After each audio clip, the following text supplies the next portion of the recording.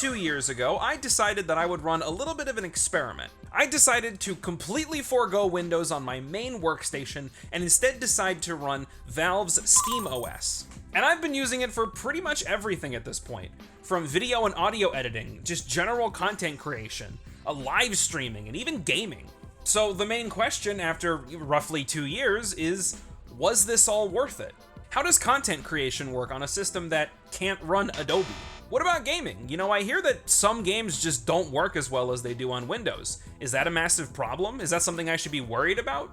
And just in general, is SteamOS reliable enough to run as a dedicated daily driver operating system? We'll talk about that and so much more, because good lord, I have learned so much about my computer in the past 2 years, it's kind of unreal. But before we talk about that, let's start from the beginning. How do you even get SteamOS on your system? Is there like some sort of magic USB key that you can slot in on your Steam Deck and dump the whole operating system and put it on your computer? There's probably some weird workaround like that. I've shown plenty of workarounds and weird homebrew stuff in the past that totally wouldn't be out of the ordinary for me. Maybe he's using that newfangled Holo ISO thing, that fan-made version of SteamOS that can run on any desktop computer. Or maybe it's something completely different. I mean, I'm basically a tech wizard at this point. I can do anything with tech. I'm touching a computer and it's bending to my whims. That doesn't sound right. But obviously, technical marvel that I am, there had to be some way to get SteamOS on this computer, right? Especially 2 years ago. I mean, the Steam Deck itself wasn't even out to the public 2 years ago. So how the fuck did I even get SteamOS? You may be shocked to learn that, I was lying. While it is true that I've completely abandoned Windows and have been running my computer totally fine without it, I'm not exactly running SteamOS. What I'm actually running is what SteamOS is based on: Linux. Yes, I did just clickbait you a little bit, but before you get mad at me, I gotta explain something very, very important. If you're new to Linux and you don't quite understand how things work, which, hey, not judging, everyone's gotta start somewhere, one of the things that you'll learn pretty early on when it comes to Linux is that it's all the same thing. Linux is Linux is Linux. It doesn't matter if it's running on the Steam Deck, or running on my computer, or running on my laptop that's kind of over there in the corner. One might say SteamOS, one might say Fedora Linux, and one might say EndeavourOS, but they're all still Linux. So me coming in here and immediately saying that I've been running SteamOS has been a bit of a white lie, I'll say. I'm gonna be perfectly honest with you though. If I were to change the background of my system and change one little icon on my desktop, you would not be able to tell if it's running Fedora Linux or SteamOS, just by a quick glance. Yeah, I mean, the people who know how this stuff works, you can easily just type in a command and figure out what's what and what's running on this system. But if you're just looking at it, just like as a layman and you don't really know anything about Linux, it's all gonna look the same. The point that I'm trying to get at is that if you can run the Steam Deck as a desktop computer perfectly fine, you can do the exact same thing on your main workstation. Or even on a cheapo, used ThinkPad that you got on eBay for like a couple $100. That's probably the best place to use Linux, if I'm being perfectly honest. But that actually does bring up an important point. Control. And I'm not talking about the game, even though that game is a fucking banger. No, I'm talking about control over your system in general. Because by running Windows, you're basically just at the mercy of Microsoft at any given moment. I'm sure we've all run into the bizarre situation of you're trying to open a program or open a folder or delete a file somewhere, and it says, oh, Windows hasn't given you permission to manage this file in some way. Meanwhile, on Linux, you just say, hey, you're my computer, you're gonna do this, and it'll go, okay. Even if the file you're trying to delete is like a vital system file, and if you delete that, your entire computer just dies, yeah, it's gonna do it anyway. Because it's not about what the operating system wants, it's about what the operator wants, the user. Because at the end of the day, these computers, they're just tools to help us make what we want to make. I know that the whole AI thing is kind of really blurring the line between what is a tool and what is like weirdly sentient, but at our level, all we have to worry about is I'm gonna use my computer to make a video or make music or watch YouTube videos for 40 minutes instead of doing the things you actually have to do. So having a system that just has these weird arbitrary boundaries of like what is and isn't accessible to the user, and given the fact that Microsoft can just look into Windows at any given time and just take whatever data they want, that's a huge breach of privacy and doesn't give the user full control over their system. But I guess that's just one of the many things that Linux and its brilliant community have taught me. The main thing that it's taught me is that there's usually something else you can do.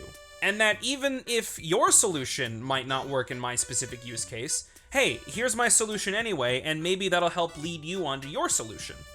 It's pretty like free-flowing and pretty like go with the flow kind of vibes in certain areas of the Linux community, where it's just like, hey, I don't fucking know what your problem is. I can't help you there, but like, here's what I did. You can go from there, bud. And that's like a weirdly wholesome interaction, and I have that type of interaction like more often than not when I run into problems here. So I don't know. It's just like it stimulates the brain in a good way instead of just going on and being like, have you tried turning it off and turning it back on again? Have you tried doing like a Windows update? Have you tried updating your video drivers? Have you tried like... And that flexibility actually is one of the main reasons why I just genuinely feel more comfortable with Linux. The fact that it's so easy to access these, like, deep system level files and mess with them to your heart's content and change things, uninstall things, install new things, and do all these sorts of customizations, or as people in the community call it, ricing. It just makes it feel like each system that I spend the time making is my system. And it's completely different and unique, and I'm a special little boy, and I'm totally not like all the other girls, and I'm quirky and wacky and all that dumb shit. But I don't know, man, like that individuality is just like comforting in a weird way. And part of that is also sharing your individual experiences, like what I'm doing right now. Like, it feels more natural for me to come on here and just babble nonsensically about Linux, because at the end of the day, my experiences are my experiences. And every other user of Linux is going to experience their own thing in their own special, unique way.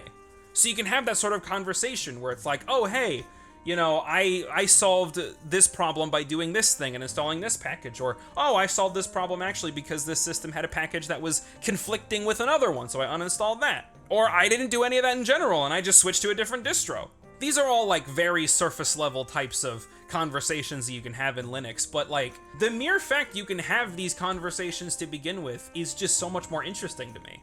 And while I admit that does make things a little bit more difficult at times, it, at the end of the day, makes me feel more confident in my own abilities with technology and IT in general. Because like solving a problem on Linux requires a little bit of critical thinking. And that makes the brain juices flow, and when it's finally solved and it finally works exactly the way you want it, just your brain floods the fucking inside of your cranium with all the fucking happy chemicals, and it make you feel good, and it's like, ooh, I like making the thingy work on my fucking magic box. Very basic things that I want in my life. I just want to be able to feel good about the things that I make, and Linux lets me make things and feel good about it.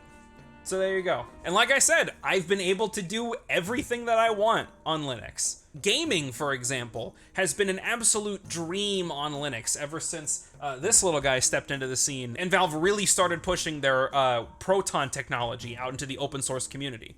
So games that were never built for Linux in the first place can run just fine, sometimes even better on Linux. Streaming is pretty much exactly the same too. That's the funny part, is that a lot of the things that I'm doing here functionally are the same as on Windows. So like, I was using OBS on Windows to record these videos, and I'm still using OBS now on Linux. Using it to stream and record videos and make gameplay stuff, everything. It all works exactly the same.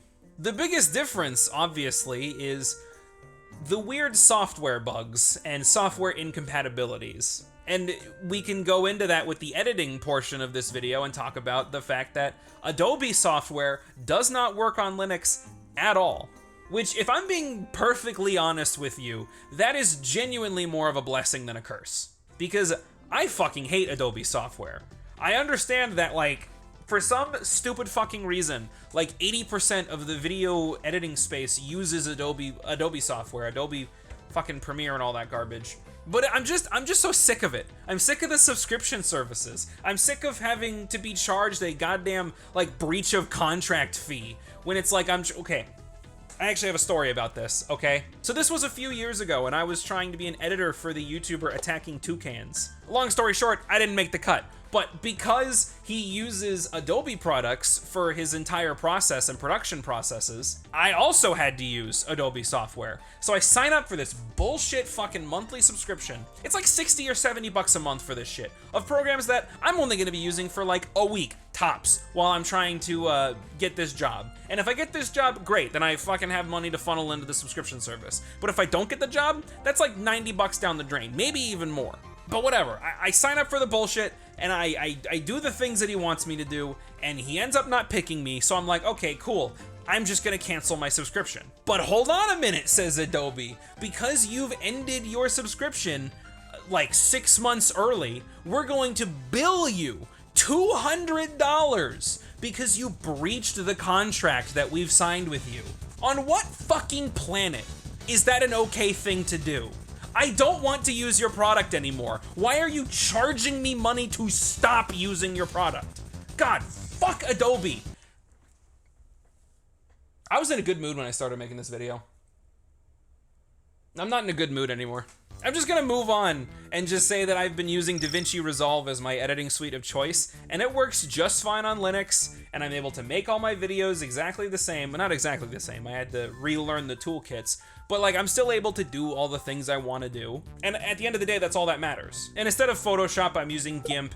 GIMP is a much more kludgy piece of software than Photoshop is, but like, I figured it out. I know how it works now, so whatever. I'm good with it now. It's all about learning new things and just feeling excited to learn something new and apply those skills and things that you're gonna be doing in your actual fucking life. But no, like when I'm sitting here on Linux and I go down like an hour or two long rabbit hole of the differences between X11 and Wayland, it's like, oh, these are things that I can use and I can experiment and I can like decide which one's better for me in any given situation. And that kind of critical thinking is like really good for my brain. And I feel very good when I finally figure something out and I make it work like the way I want it to. It all comes circling back around to that whole critical thinking thing, you know what I mean? At this point in the video, I should really bring up that I am me and I am not you. So if you do not like any of the things that I appreciate about Linux, or you like something else, or you don't like Linux at all, then why are you still watching this video, if that's the case? I mean, thank you, but like, why? Whatever the reason being, if you're still here, then I can make one of two assumptions about you. Either you already use Linux, or you're someone who hasn't used it yet and is just trying to like gather data and like understand like what the experience actually is gonna be for the average user. Or you just clicked on this video randomly and you're still watching for some reason. Thanks anyway. I do hold a firm belief that anybody can use Linux. I think the tools are out there and the information's out there and that anybody can figure it out if they really put the time into it. But that's the thing, is you gotta put a little bit of time into it. You gotta relearn how things work. So if you aren't using Linux right now, but this video has piqued your interest, then here's a playlist right here of all the different Linux videos that I've been making over the past 2 years. Going over things like what a distro is, why the terminal is actually pretty cool. One of my most popular videos of my whole fucking channel, my entire career, is this Monster Hunter Citra setup video. And here's a fun fact, this entire video was recorded, set up, edited, everything. Everything that involves this video was done using Linux. Oh, it's Gizmo. Pop a squat, Gizmo. Come on. Come on. So yeah, like, Linux is not just for turbo geeks and hyper nerds. If you're someone who's more creatively inclined, you can still use Linux just fine. And just like there's multiple ways to solve a problem, there's multiple ways to try out Linux for the first time. Which, I mean, if you haven't already, go ahead and subscribe now because I will be talking about some of that stuff in the near future. And at the end of this video, I do want to reiterate just, hey, thanks for watching. You know, managing everything on my own is actually a lot more work than you'd expect, so I do appreciate, even if you're just watching to the end of the video, that still means a lot to me. I also do want to make special mention for all of my patrons, or the executive lads, who directly support this show using their hard-earned money. and that really does mean a lot. We got a whole bunch of perks on the Patreon, including early access to videos, special bonus content, and a new mystery perk that I'm not going to talk about publicly yet, but if you're in the Patreon, then you already know what I'm talking about. Head over there and sign up if you want to know. But this has been me, this is Gizmo, and we appreciate your support. There's Gizmo hair everywhere. Have a good day, everybody.